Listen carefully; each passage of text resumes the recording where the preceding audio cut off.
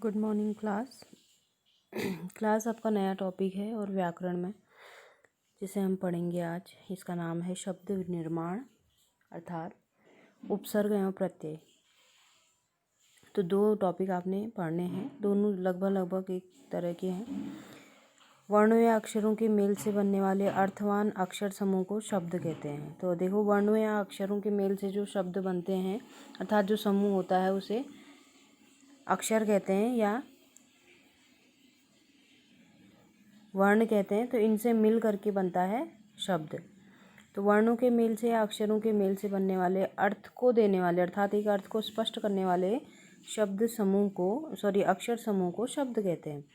नवीन शब्दों के निर्माण की प्रक्रिया भाषा की सतत चलने वाली प्रक्रिया से जुड़ी है। तो आप देखिए, जैसे हिंदी आई तो हिंदी में शब्दकोश को बढ़ाने के लिए, शब्दों को और अधिक बढ़ाने के लिए अलग अलग प्रकार से शब्द बनाए गए। तो इसमें व्याकरण का प्रयोग किया गया। तो इसमें क्या किया गया, देखिए, कुछ ऐसे शब्दांशों को लिया गया जिनके कुछ अर्थ हों और उन्हें या तो शब्द के पहले जोड़ दिया गया या शब्द के बाद में जोड़ दिया गया।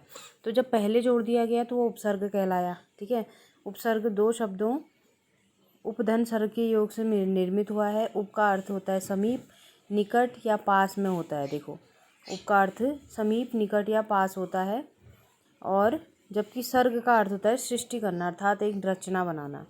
तो देखो, पास रह करके एक कुछ नया बनाना। ठीक है, वास्तव में उपसर्ग किसी भी सार्थक मूल शब्द से पूर्व जोड़े जाने वाले वे अविकारी शब्दांश हैं जो शब्द के पूर्व जुड़कर उसके अर्थ या भाव में परिवर्तन ला देते हैं अर्थात शब्द में नवीनता, विशेषता उत्पन्न कर देते हैं। ठीक है, तो शब्द के पहले अर्थात कोई भी शब्द मूल शब्द है उससे पहले एक छोटा सा अंश हम जोड़ देते हैं। जैसे कि देखो, उदाहरण के लिए मूल शब्द दिया है हार, तो हार के पहले अगर हम प्र जोड़ दें तो ये अर्थ, इसका शब्द ये अर्थ ही बदल जाएगा। तो प्र अगर हम लगा दें तो ये बन जाएगा प्रहार, जिसका अर्थ होगा मारना। ठीक है, तो इस तरह से उपसर्ग प्रयोग में लाए जाते हैं अर्थात शब्द से पहले जोड़े जाते हैं। ये इन अंशों को शब्द से पहले जोड़ करके एक नया शब्द बनाया जाता है। तो ये उपसर्ग कहलाते हैं।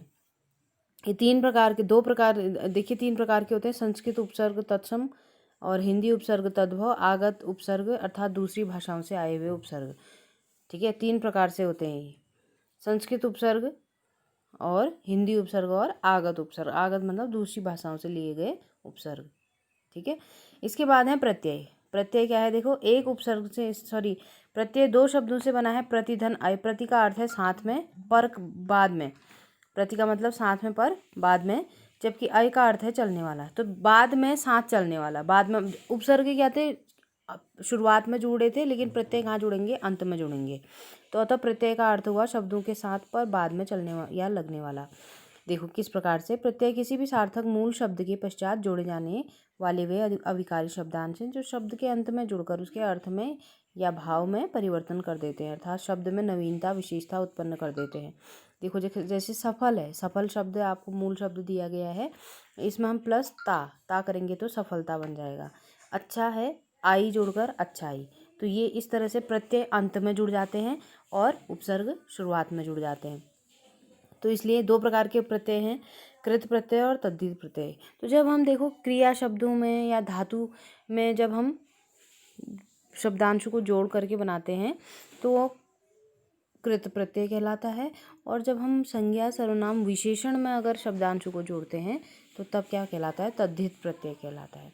तो ये इतना तो आपको विस्तार से जानने की ज़रूरत नहीं, बस आप ये जानिए कि प्रत्यय किसे कहते हैं और प्रत्यय से मूल शब्द अलग करना और प्रत्यय अलग करना आपको आना चाहिए।